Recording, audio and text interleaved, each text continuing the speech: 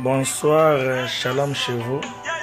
Que la paix du Seigneur soit votre partage. Nous bénissons Dieu pour l'opportunité, la grâce et la vie. La vie qui est d'ailleurs à la base de toutes choses. Vous savez, si tu peux servir le Seigneur, c'est à cause de la vie qu'il t'a donnée. Donc la vie que Dieu nous donne est un facteur très important pour la suite. C'est parce que tu vis que tu peux aller à l'école. C'est parce que tu vis que tu peux te marier. C'est parce que tu vis que tu peux livrer des concerts, comme demain j'aurai un concert ici même à Montréal. Tout ça c'est parce que d'abord Dieu a trouvé bon de me donner la vie. Donc la vie est un facteur important. La vie justifie tout ce que nous faisons après. Voilà pourquoi il est toujours important pour un homme de reconnaître l'auteur de la vie. La Bible appelle Dieu comme l'auteur de la vie. C'est-à-dire l'amour de Dieu ne se démontre pas d'abord par ce qu'il nous donne.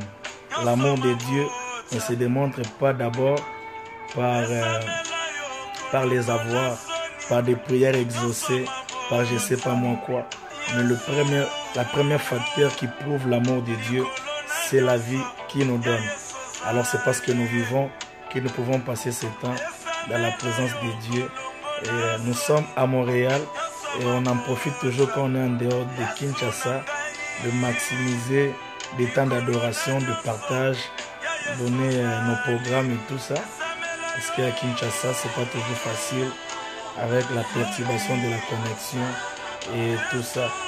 Donc voilà. J'ai une pensée que le Seigneur a déposée dans mon cœur. La bonne nouvelle efface la mauvaise nouvelle. Vous savez, la vie est faite de mauvaises nouvelles et de bonnes nouvelles. Et c'est l'ensemble de toutes ces choses qui composent la vie. Vous savez, la beauté de la vie, c'est parfois les surprises. Ok? Tu te réveilles un matin, tu ne sais pas ce qui pourra t'arriver. C'est comme ce monsieur-là, le Malien, dont tout le monde parle de lui aujourd'hui. Il s'est réveillé un matin. Je ne pense pas qu'il avait ce programme dans sa vie. Je ne pense pas qu'il s'attendait à ça. Mais c'est ça justement la beauté de la vie. La beauté de la vie, c'est lorsque les imprévus arrivent. Et dans les imprévus, bien dans le Seigneur, nous avons des imprévus agréables et désagréables. Et tout cela compose la vie. Et donc la vie est faite de bonnes nouvelles, mais parfois des mauvaises nouvelles. Parfois des bonnes nouvelles auxquelles nous soupirons, auxquelles nous prions, nous gênons, nous prions pour que le Seigneur les amène vers nous, mais qui ne viennent pas. Mais par contre, nous rendons compte que c'est les mauvaises nouvelles qui nous arrivent. Mais laisse-moi te dire que tu ne mourras pas. Tu ne mourras pas comme Siméon, sans que tu aies vu les choses pour lesquelles tu es en train de prier. J'aimerais dire à une personne que la prière nous donne la longévité.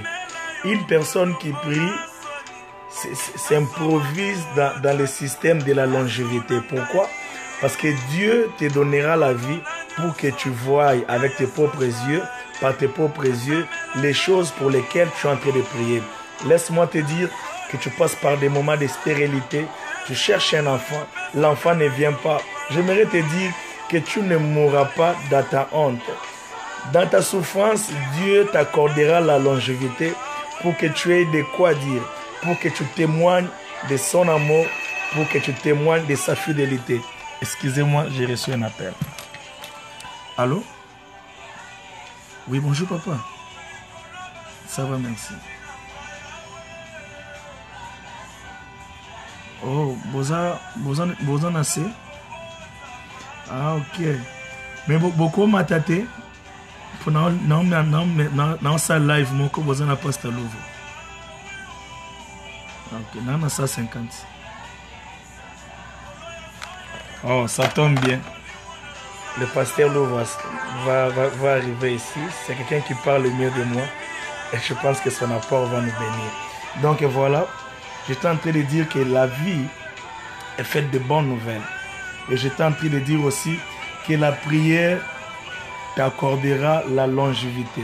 Une personne qui prie beaucoup, Dieu l'accordera la grâce de ne pas mourir avant que les choses pour lesquelles il a passé ce temps dans la prière puissent s'accomplir dans ta vie.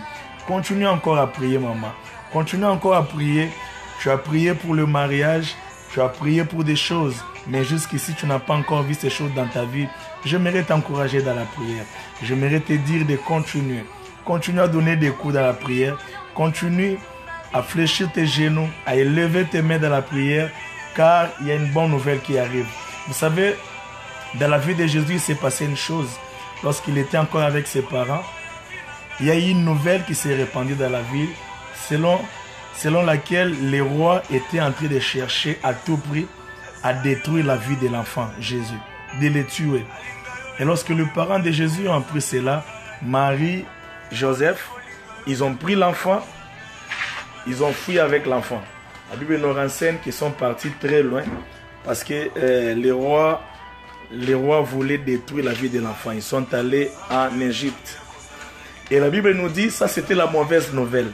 La mauvaise nouvelle a fait fuir Jésus et ses parents d'Israël. La mauvaise nouvelle les a changés d'environnement. La mauvaise nouvelle les a fait quitter du milieu de leur paix. La mauvaise nouvelle les a déplacés de là où ils étaient. La mauvaise nouvelle, bien aimé, le Seigneur peut te déplacer de ton environnement. La mauvaise nouvelle peut créer le deuil dans ta vie. Mais laisse-moi te dire qu'il y a une bonne nouvelle, c'est que la Bible nous apprend que l'ange de l'Éternel leur apparut pour leur dire « Rentrez à Jérusalem, car ceux qui en voulaient à la vie de l'enfant ne sont plus. » J'annonce à quelqu'un, et je l'ai dit ceci, qu'il y aura une bonne nouvelle qui viendra pour effacer la mauvaise nouvelle. Il y aura une bonne nouvelle qui viendra pour effacer la mauvaise nouvelle. Je ne sais pas quelle est la mauvaise nouvelle qui traverse votre famille. Je ne sais pas quelle est la situation compliquée que vous êtes en train de vivre en ce moment même. Mais j'aimerais te dire et t'informer qu'il y a une bonne nouvelle qui arrive. Et cette bonne nouvelle, je vais... Mais restez, papa.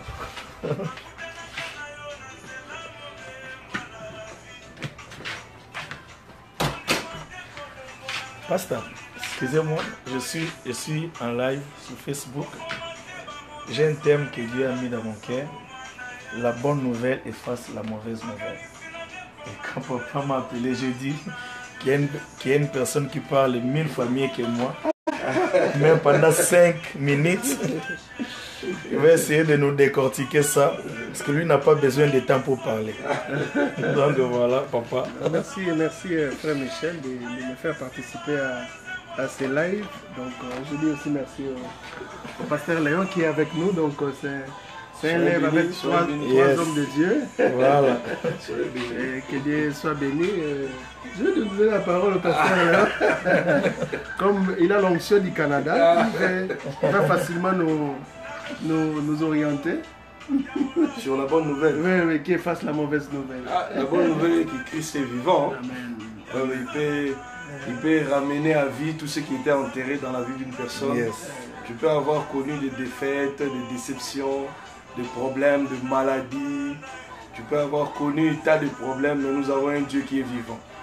Comme il est vivant, tout est possible de remettre à nouveau ce qui était enterré dans ta vie. Yes. Il est le Dieu de la résurrection. Il fait chaque chose bonne en son temps. Parce que tu vis, tu peux compter sur Dieu.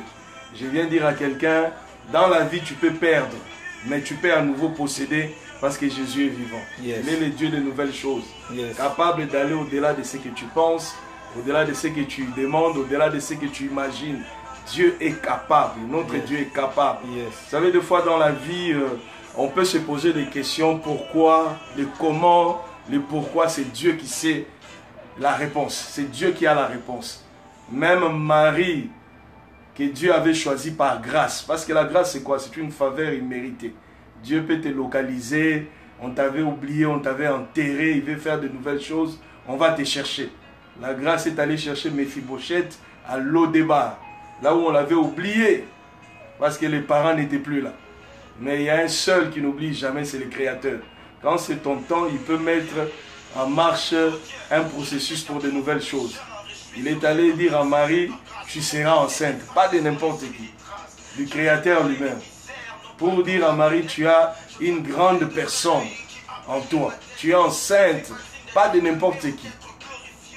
Dieu incarné devait être porté par une femme, par une dame, par une jeune. Elle a posé la question, comment? Dieu a dit, le secret c'est moi. Le Saint-Esprit te couvrira. Donc c'est possible avec Dieu de vivre de grandes choses. C'est possible que Dieu puisse faire pour toi des choses qu'il n'a jamais fait pour quelqu'un d'autre dans ta famille où tu es né. Que toi tu es la première ou bien le premier dans cette lignée-là, des gens qui commencent. C'est comme ça que moi j'ai toujours dit, si Dieu a fait les chiffres 1, c'est parce qu'il y a un premier qui va commencer. S'il y a les chiffres 5, il y aura un cinquième. C'est Dieu qui nous a classés dans la vie. Alors ne sois pas jaloux de l'autre. Il faut accepter l'autre avec sa grâce, avec son talent, et Dieu te bénira. C'est possible de vivre de nouvelles choses. Merci que Dieu soit béni. Merci beaucoup, papa. Avant d'adorer, on continue avec le pasteur Lovois. Nous sommes dans la joie de nous retrouver à ces précieux lives. Et le message que Dieu a donné à son serviteur, le frère Michel Bakenda, c'est que la bonne nouvelle efface la mauvaise nouvelle. La bonne nouvelle efface la mauvaise nouvelle. Donc Dieu, au travers de son serviteur, le frère Michel, veut nous assurer que nous écouterons des mauvaises nouvelles, mais on ne doit pas rester sur les mauvaises nouvelles. Nous écouterons les mauvaises nouvelles, on ne doit pas rester sur les mauvaises nouvelles. Nous devons croire que s'il y a des mauvaises nouvelles, c'est qu'il y a encore des bonnes nouvelles. Et notre Dieu, c'est un Dieu de bonnes nouvelles. Rappelez-vous encore, dans Luc 4, 18, quand Jésus avait réussi encore à donner son plan de mission pour son ministère, il disait, « L'Esprit du Seigneur est sur moi, parce qu'il m'a oint pour annoncer une bonne nouvelle. » Jésus n'a pas été oint pour annoncer des mauvaises nouvelles. Ce sont vos ennemis, vos jaloux, vos adversaires qui vous annoncent des mauvaises nouvelles. C'est le diable qui permet que vous puissiez écouter des mauvaises nouvelles. Parce qu'une mauvaise nouvelle peut te déstabiliser, peut te décourager, peut t'amener au suicide. Une mauvaise nouvelle peut t'amener à se décourager. Une mauvaise nouvelle peut t'amener au désespoir. C'est la raison pour laquelle Jésus a reçu l'onction pour annoncer une bonne nouvelle. Dire que tu es malade, ce n'est pas une bonne nouvelle. Dire que tu es pécheur, ce n'est pas une bonne nouvelle. Dire que tel que tu es là, tu n'avanceras pas, ce n'est pas une bonne nouvelle. La bonne nouvelle est que Jésus-Christ a été meurtri à la croix pour que les malades soient guéris. Son sang a coulé pour que les pécheurs soient purifiés. Et Jésus-Christ est allé à la croix pour que ceux qui sont désespérés retrouvent l'espoir. Et c'est quelque chose de très très important, c'est très important. En parlant de l'évangile, l'apôtre Paul dit, je n'ai point honte de l'évangile. Et l'évangile c'est quoi? L'évangile c'est la bonne nouvelle. Yes. Il dit, je n'ai point honte de l'évangile. Pourquoi l'apôtre Paul n'avait pas honte de l'évangile? Parce que l'évangile, la bonne nouvelle, c'est la puissance que Dieu utilise pour sauver, pour changer tous ceux qui se sont emprisonnés dans des mauvaises nouvelles. Il y a quelque chose de très important.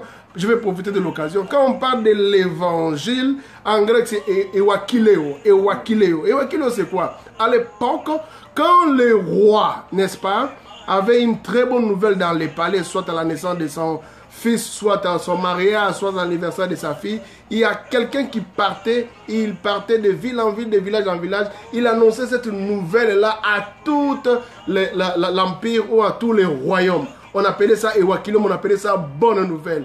Et maintenant, Dieu nous a donné l'évangile comme étant ses messagers pour que nous allions partout et annoncer au monde entier la bonne nouvelle qui consiste la mort de Jésus à la croix, comment il nous a sauvés, comment il nous a délivrés, comment il nous a purifiés, comment il nous a transformés. Donc, c'est quelque chose de très très important. La bonne nouvelle efface, supprime, zappe la mauvaise nouvelle. Il est temps pour que tu comprennes que la bonne nouvelle de Jésus va écraser, supprimer la mauvaise nouvelle qui te tient, qui te rend prisonnier, qui t'amène au désespoir et qui te décourage. Je sais que les gens t'ont envoyé une mauvaise nouvelle. Il y a quelqu'un qui me regarde, peut-être ça fait quelque temps, tu as lu quelque chose, on t'a envoyé un message, tu as appris quelque chose, quelqu'un t'a appelé de loin, tu étais surpris sur ton WhatsApp, sur les réseaux sociaux, il y a une mauvaise nouvelle qui circule qui t'a fait très du mal. Mais laisse-moi te dire que la bonne nouvelle de Jésus, la bonne nouvelle qui est la parole de Dieu, la bonne nouvelle qui viens du Saint-Esprit, supprime, efface, détruis la mauvaise nouvelle. Reçois cette bonne nouvelle aujourd'hui. Dieu t'aime. Reçois cette nouvelle aujourd'hui. Jésus t'aime. Il ne veut pas ta mort. Il ne veut pas ta perdition. Il ne veut pas qu'il te retrouve en enfer. Reçois cette bonne nouvelle parce que peu importe la noirceur de tes péchés, il peut te pardonner, faire de toi un homme transformé, faire de toi un enfant de Dieu. Reçois cette bonne nouvelle. Il est mort à la croix pour que n'importe quelle maladie dans laquelle tu peux te retrouver soit guéri. Et je t'annonce la guérison aujourd'hui. Je vis Dieu guérir les sidatiques. Je vis Dieu guérir ceux qui avaient des cancers. Et ce Dieu-là n'a jamais changé. Il est le même hier, aujourd'hui et éternellement. Reçois cette bonne nouvelle maintenant.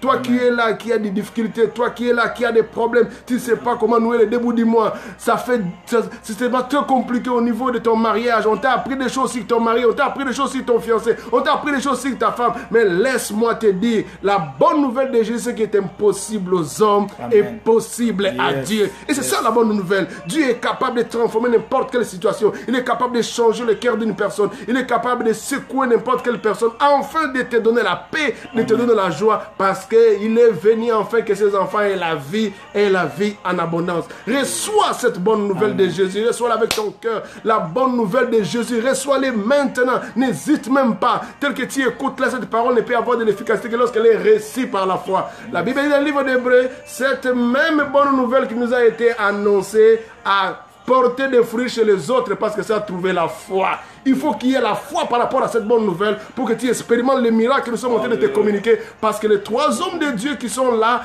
libèrent une onction, libèrent une puissance de Dieu. Enfin que quelque chose se passe dans la vie d'une personne qui nous écoute. Enfin que quelque chose se passe dans la vie de quelqu'un qui est malade à l'hôpital. Enfin que quelque chose se passe dans la vie des personnes qui est désespérée, se pose la question, qu'est-ce qu'il doit faire? Comment il va se suicider ou quoi? Mais laisse-moi te dire, Dieu a permis ces moments afin que tu reçoives cette bonne nouvelle et que cette nouvelle t'apporte le salut, la paix, la joie, la quiétude, et c'est ce que Jésus apporte. Que Dieu vous bénisse. Voilà, que Dieu vous bénisse, et nous en profitons pour faire cet appel à tous les bien-aimés qui habitent Montréal précisément, et Ottawa, Toronto, c'est juste une heure de vol. Et de partout où vous serez, les rendez-vous sont donc pris pour demain. Donc nous on ne vient pas au Canada pour s'asseoir ou pour voir des immeubles. Donc quand nous venons, c'est pour apporter la pensée du Seigneur, soit par la prédication comme papa l'a fait, soit par la chanson. Donc je serai là demain pour passer ce temps dans la chanson, et le pasteur Louvre également sera là avec notre papa Léon. Si papa peut nous donner l'adresse, pour ce qu'on a bien appelé ça, on appelle ça Kinouzi, bien Boudimbo numéro 15. Donc on va se retrouver demain. Je vous donne plus de précisions sur Beaubien. Donc, pour ceux qui sont à Montréal, donc nous sommes sur Beaubien, au coin de Saint-Michel, donc Beaubien 70, coin Saint-Michel, donc nous serons là demain, 3270 Beaubien, 3270 Beaubien, au coin de Saint-Michel. Il y a une grande salle où nous allons nous retrouver demain avec le frère Michel Bakinda qui va nous amener dans l'adoration. C'est un bien-aimé qu'on apprécie beaucoup, qu'on porte aussi à cœur. Que Dieu les garde, que Dieu les protège. Dieu a mis quelque chose en lui. Vous savez, dans le corps de Christ, il y a des parties. Alors il faut reconnaître la grâce. La grâce, quand la grâce se manifeste dans la vie de quelqu'un, il faut être reconnaissant. Ce frère nous a touchés de loin, du Congo, mais il a quelque chose. Même ici, il a quelque chose. Nous bénissons aussi le Seigneur pour le pasteur Louva qui est là, qui a aussi quelque chose à communiquer toujours dans le chant. Il est inspiré dans la parole, il est là aussi dedans. C'est quelqu'un qui sait bien vibrer. Donc, il parle bien. Donc, nous serons dans la joie de vous recevoir. Vous qui êtes à Montréal, vous êtes d'Ottawa, vous êtes de Toronto, vous voulez venir passer le temps avec nous de Québec, Trois-Rivières ici. Vous êtes à Longueuil, vous voulez nous approcher, passer un temps agréable dans l'adoration, full time, dans l'adoration, dans la louange. Demain, le rendez-vous est pris à partir de 17 h au 3270 rue Beaubien-Est. Soyez bénis, nous vous attendons demain. D'ailleurs, je disais, papa, on a fait une chanson avec le pasteur Louvre. Le pasteur Léon est au courant, j'ai écouté la chanson. Donc, une très belle chanson que j'ai pas eu la grâce d'écouter depuis que j'avais chanté. Et je pense qu'on pourra faire les clips même ici. Même ici. Et ça vous bénira. Amen. Donc voilà, je suis obligé de couper mon live. On a souvent l'habitude de déborder, mais là, alors vous allez vous dire, rap moi Zobeta, qu'on a fait Michel Azog et là, El George. El George, je pense que vous les connaissez, c'est un bon frère qui fait du rap. Que le Seigneur vous bénisse. On se voit ce soir à la répétition ou encore demain. Voilà, bye.